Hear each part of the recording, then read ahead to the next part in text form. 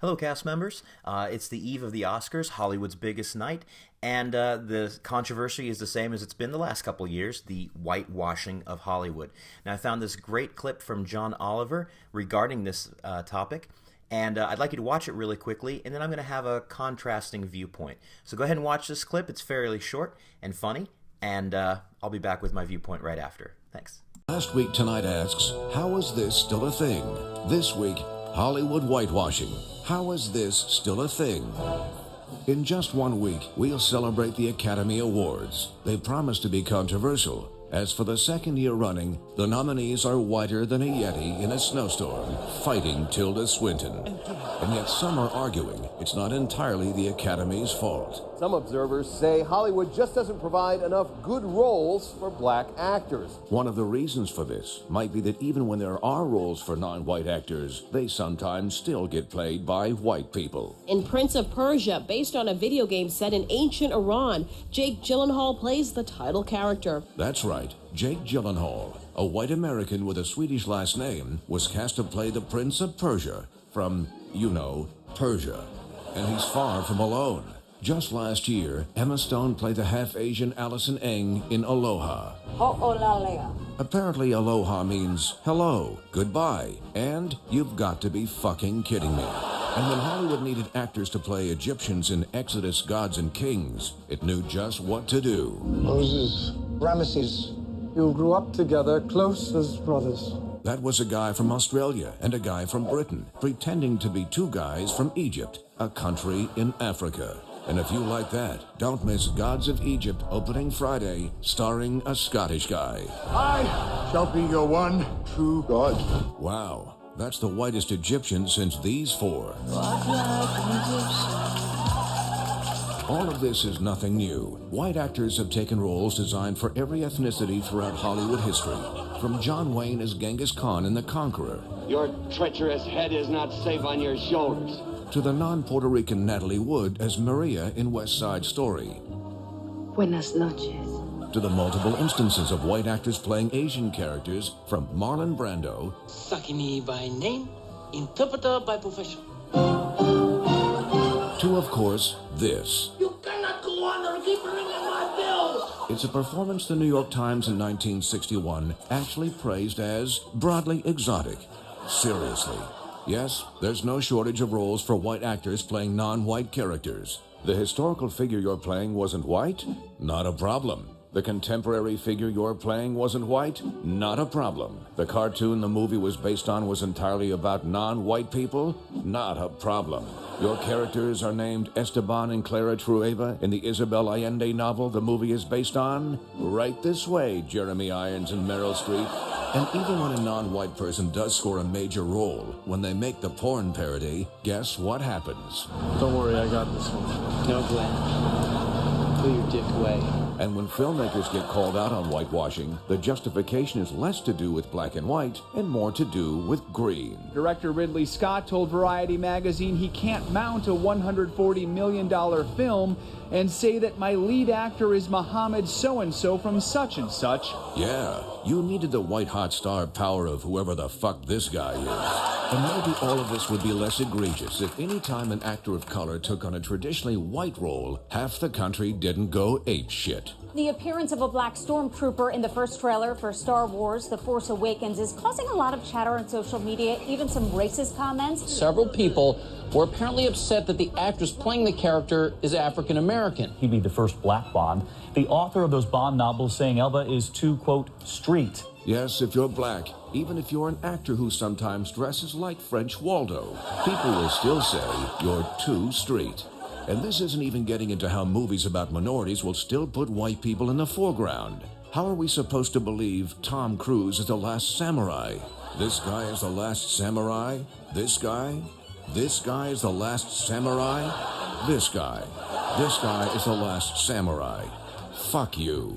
So when you hear people say the Oscars are so white because the roles aren't there, just remember, the Academy gave Oscars for characters named Olan, Billy Kwan, and Luis Molina to actors named Louise, Linda, and William, all of which is enough to make you ask, Hollywood whitewashing, how is this still a thing?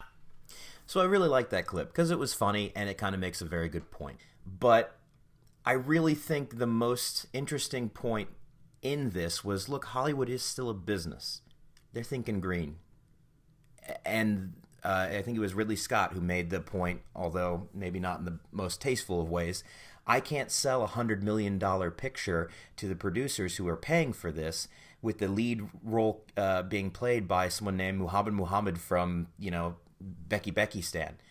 Ask yourself this right now before you get offended. Can you name a Latino or Asian actor currently working that can sell a $100 million epic movie?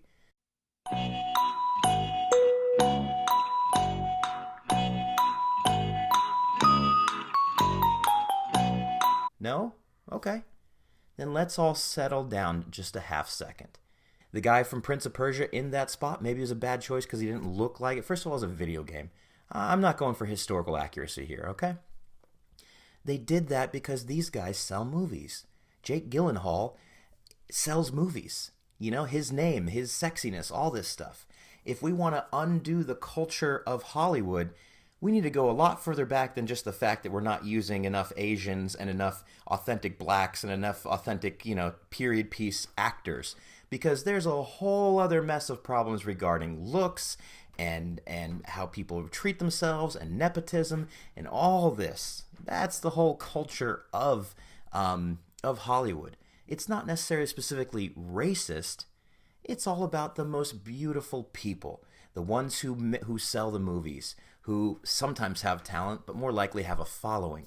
Look, this has permeated all the way through reality television into our politics. Donald Trump is not the best for anything. His ideas are shit. He as a person is shit, but he's the most popular because he's outrageous. And if you find somebody who's outrageous and you can sell tickets to whatever they're doing, the producers will put you into that spot because you're a moneymaker and they don't give a rip shit whether you're any ethnicity. They don't. They just want people that sell tickets, and that's it. So it's not really a race-related thing. Do they make bad choices? Absolutely. Every industry does. Could they offer more opportunities for people of color and various ethnicities? Absolutely. I don't disagree with that one bit. But are these people specifically going out of their way to say that this black person or this Asian minority can't be the star of this role because they are Asian or whatever? No, they're not doing that. They're saying, what kind of star power does that person have? Can they have a leading role? And is that going to attract a lot of people to the audience and to fill seats? This is an economic decision. This is not a racist decision. So what did you think? Am I totally wrong? Is Hollywood the Ku Klux Klan? Or is it really just an economic decision that they're making regarding their leading roles? I'd love to hear your feedback and commentary, and let me know if you'd like to leave your own opinion piece, video style, or have some suggestions of topics you'd like me to cover. All right, thank you very much. I'm going to leave you with this funny little clip regarding Hollywood and award season from some of my favorite people, Stephen Colbert and Jon Stewart. Enjoy. Good evening, godless sodomites.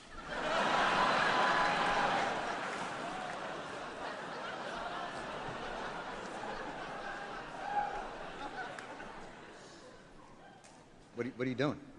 I'm bringing the truth, John. We're in Hollywood, the belly of the beast. You can't just read the prompter? I'm reading the prompter in here. You can read that pablum. Award show banter is not pablum. Reality television celebrates the human condition.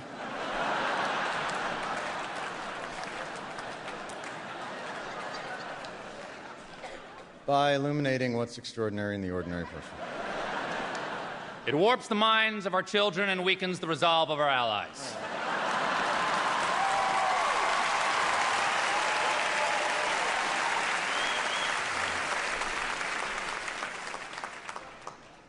The results are often dramatic and always unexpected.